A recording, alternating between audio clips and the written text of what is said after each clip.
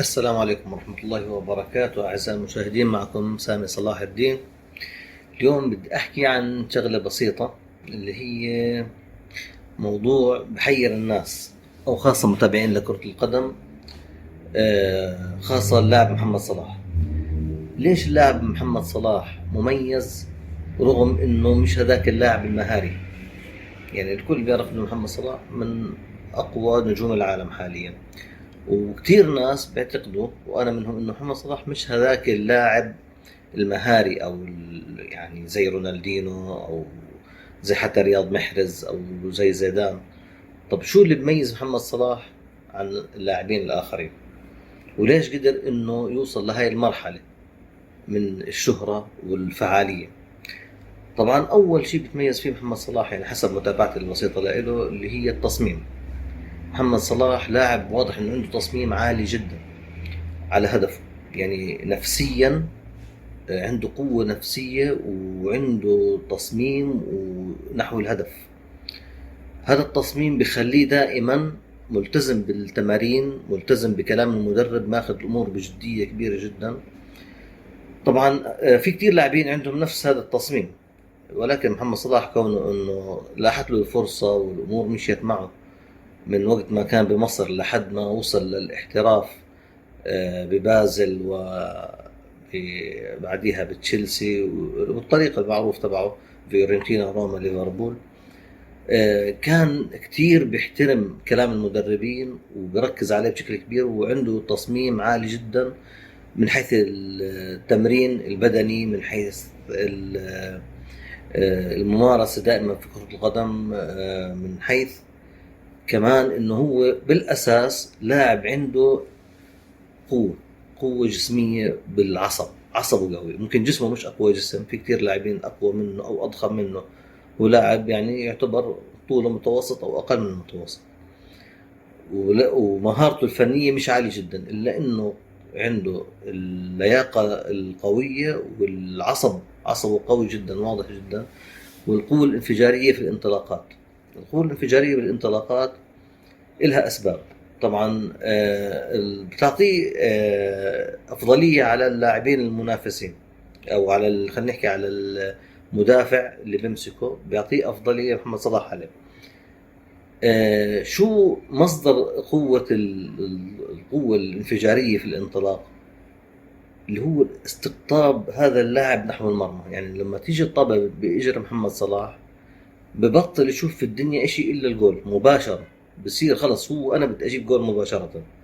على عكس بعض اللاعبين، خلينا نحكي مثلا رياض محرز، رغم انه تجربته كبيره جدا وقاد فريق ليستر سيتي لدوري تاريخي، الا انه بوجوده مثلا بفريق مانشستر سيتي دائما بيركز كيف بده يخدم المنظومه لما يستلم الكره، كيف بده يصنع، كيف بده يمرر. محمد صلاح لا، بمسك الطابه بصير بده يجيب جول، بصير بده يعمل خذ واعطوا على الجول، يعني بصير خلاص بده يفلق الجول، بده يجيب جول خلص. هاي عنده غريزة، عنده غريزة المهاجم، رغم انه هو لاعب جناح ايمن، الا انه عنده غريزة الهداف، رأس الحرب. فبالتالي هذا اهم سبب لتميز محمد صلاح. لما هاي العوامل تتكاتف مع بعض، من تصميم، من حرفية دائما بالتمرين، من قوة عصب، من قوة انفجارية، بالإضافة إلى أنه ارتفاع لياقته البدنية مع وجوده في الأندية الأوروبية خلى عنده لياقة عالية جدا، بحيث أنه بيقدر يسيطر على نفسه، خاصة لما يعني يبذل مجهود للأمام بيضل عنده قدرة على السيطرة على الكرة، وبالتالي بصير عنده قدرة كبيرة على التهديف. لأنه في كتير لاعب يمكن يبذل مجهود بقوة انفجارية، ولكن نتيجة ضعف اللياقة بآخر لمسة بيكون استوى اللاعب، فبروح بتتشتت الطابة معه. محمد صلاح ما عنده الشغلة هاي. كل الأمور هاي طبعا احنا بالأساس توفيق من الله عز وجل، بس هاي هي العوامل البدنية حسب وجهة نظري اللي بتخلي محمد صلاح دائما متفوق، ودائما هو اللاعب مثلا ممكن يكون عنده مثلا تصميم لفترة معينة بعدين يخمد هذا التصميم، بس هو سبحان الله مسيرته التصاعدية خلته دائما على أعلى مستوى من التصميم، دائما في تحدي عنده. التحدي هذا هو بيخلق التصميم بداخله.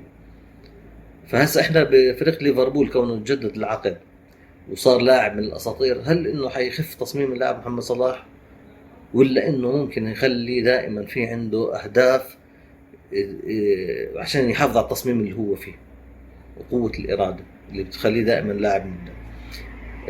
طبعا احنا عندنا الارقام، دائما محمد صلاح بيحكي عن الارقام، بجوز هو الدافع الاساسي الايام هاي صارت انه محمد صلاح بيسعى لانه يصير لاعب اسطوري. طبعا هو صار اسطوره من اساطير الكره العالميه والانجليزيه وليفربول، بس بده يثبت قدمه كاسطوره، يعني صعب انه حدا يجي يتجاوزه من بعده.